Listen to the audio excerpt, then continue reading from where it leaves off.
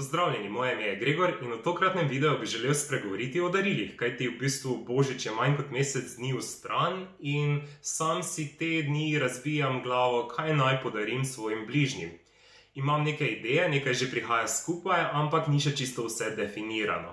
Seveda podpiram to, da darila niso vse, da dejansko več pomeni to, da ti nekdo več dni v letu stoji ob strani, kot pa samo na ta en dan, tale božični večer ali pa jutro ali pa rojstni dan, ampak dejansko, da je ta oseba, ki ti je blizu, nekako vseeno blizu, zato pa je rečemo bližnji, in da ima tvojo podporo, tvojo pomoč in pa obratno, in da si drug drugemu pomagamo in stojimo ob strani, pa se pač imamo radi in se veselimo.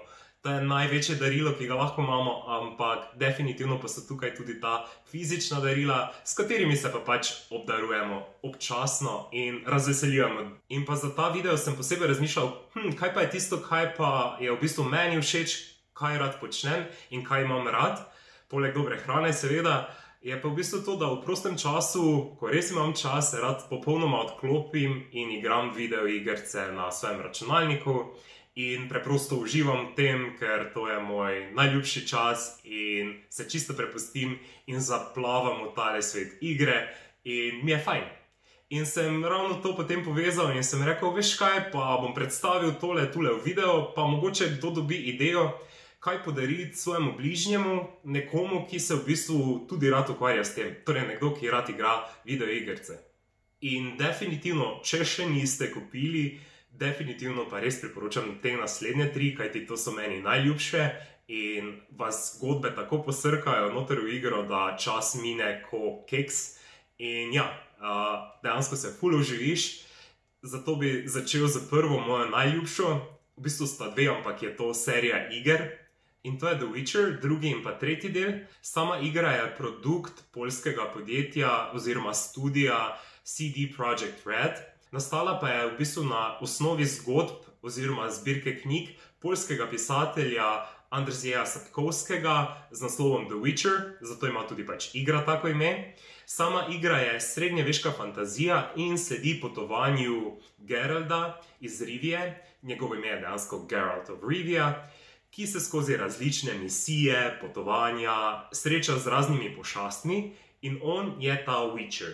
Zdaj, kot Witcher ima tudi te nadnaravne sposobnosti in razna zaznavanja, občutke in dejansko ni samo boj med ljudmi in pošastmi in pa temi Witcherji, ampak je v bistvu celotna zgodba. Celotna zgodba je tako lepo narejena in tako v bistvu ful fajn se pripoveduje skozi samo igro.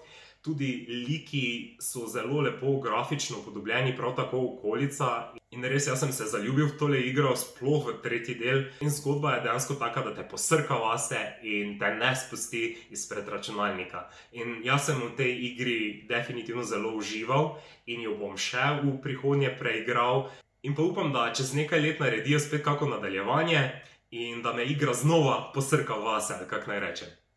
Posebnost igre pa ni samo v bistvu lep grafični prikaz slikov in pa okolice, ampak tudi v bistvu te moralne odločitve oziroma dialoge, ki jih imaš z drugimi liki v igri.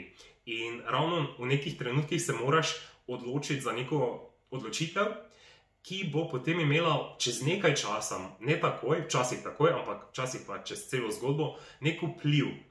V enih primerih nekatere odločitve vplivajo tudi v bistvu na sam razplet igre. Pa ne bom preveč dejansko spoilal tukaj, ampak definitivno to igro priporočam. Je moja številka 1 in all-time favorite. Naslednja igra, ki bi jo priporočal in je prav tako znana isto kot The Witcher in popularna, je tudi zbirka iger Assassin's Creed. Ta zbirka je v bistvu produkt studija Ubisoft, ki izdaja tudi Watch Dogs pa še katere druge igre.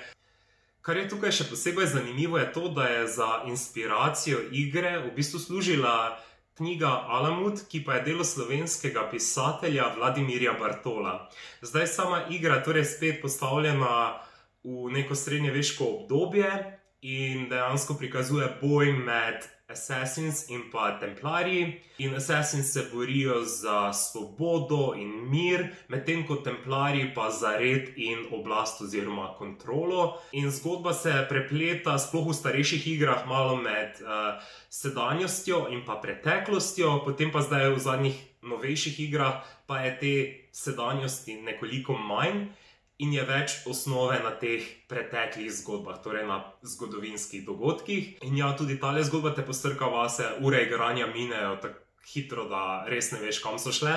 In jaz sem fejst užival v teh igrah, dejansko prvi del, kljub temu, da je zdaj že kar star del, je v bistvu zelo fajn. Meni je osebno najljubši drugi in pa potem tudi Unity, zdaj pa je zunaj Valhalla.